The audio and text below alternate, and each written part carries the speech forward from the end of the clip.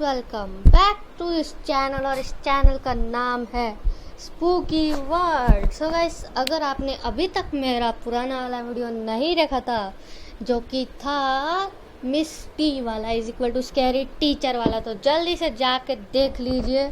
और अगर आपने अभी तक मेरे इंस्टाग्राम को फॉलो नहीं किया है तो अभी जाके कर लीजिए, link in the description box.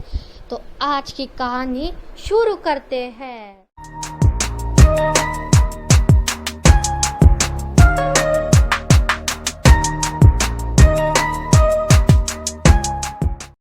एक बार की बात है जब एक लड़का रहता था जिसका नाम था साइमन।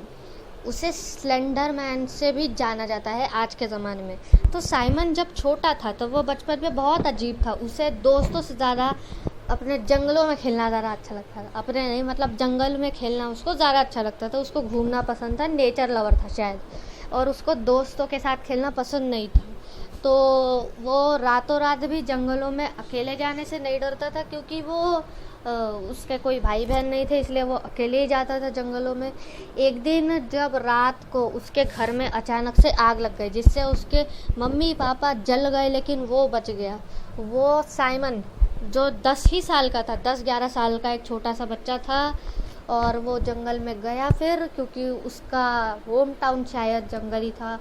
जब भी कोई प्रॉब्लम आती थी वो जंगल में ही जाता था। जब उसने देखा कि वो उसके मम्मी पापा नहीं रहे और वो बहुत डर गया था, इसलिए वो जंगल चला गया।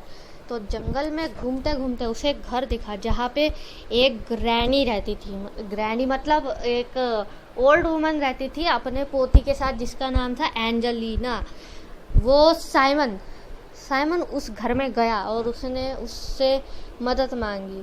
थोड़े दिन उसके साथ रहते रहते ही वो तीनों लोग फैमिलियर हो गए, क्योंकि उस दादी की सिर्फ एक ही पोती थी जिसका नाम था एंजेलिना। और अभी एंजेलिना और साइमन एक साथ रहते रहते बड़े हो गए, जिससे वो और भी ज़्यादा फैमिलियर हो गए। तो दोनों एक साथ ही बड़े हुए और फिर उन दोनों के साथ एक दूसरे थे खेलने के लिए, और वो भी जंगलों में ज़्यादा तक अपना टाइम बिताया करते थे। उन दोनों को फिर धीरे धीरे एक दूसरे के ऊपर प्यार आने लगा, और फिर उन्होंने सोचा कि अभी शादी कर सकते हैं हम 2-3 सालों के बाद। एक दिन एंजेलिना और साइमन खेल रहे थे कि तभी एंजेलिना की उसके साथ लड़ाई हो गई, और फिर उसके बाद वो कुछ तो भी उसको हो गया और वो बेहोश हो गई। फिर लड़ाई होने के बाद वो जब घर आए, जब वो उसको लेके आया घर को, तब उसके दादी ने उसके ऊपर, उसके पूरे जख्मों के ऊपर उसको हील कर दिया, और फिर वो उठ गई। फिर उसके बाद वो कुछ तो भी पागलों जैसी हरकतें कर रही थी। उसने अपनी कहानी बताई कि उसको एक भेड़िया दिखा था, उस भेड़िया ने उसके ऊपर हमला कर दिया था। ये सब वो कुछ तो भी बकाने लगे, और फिर उसके बाद वो कुछ तो भी पागल जैसे हरकतें कर रही थी। फिर उस रात तो साइमन ने उसे कैसे तो भी सुला दिया। अगले दिन जब वो सुबह उठी तब उसे कुछ भी याद नहीं था। फिर उसको बहुत ही ज़्यादा प्रॉब्लम हो रही थी, लेकिन 2-3 दिनों के बाद वो ठीक हो गई। उसके बाद 2-3 सालों के बाद उन दोनों ने शादी कर ली और उनको एक बेटी हुई, जिनका नाम उन दोनों ने रखा स्लेंडरीना। फिर स्लेंडरीना, एंजेलिना और साइमन, ये तीनों ने सोचा कि अभी कहीं और रहा जाए। फिर तीनों लोग शिफ्ट हो गए उस घर से और कहीं और रहने चले गए। फिर जो स्लेंडरीना थी, वो जब 14 साल की हुई तब उसे कुछ काला साया दिखने लगा। बहुत बार ऐसा काला साया दिखने लगा, जिससे वो बहुत ही ज़्यादा डर रही थी।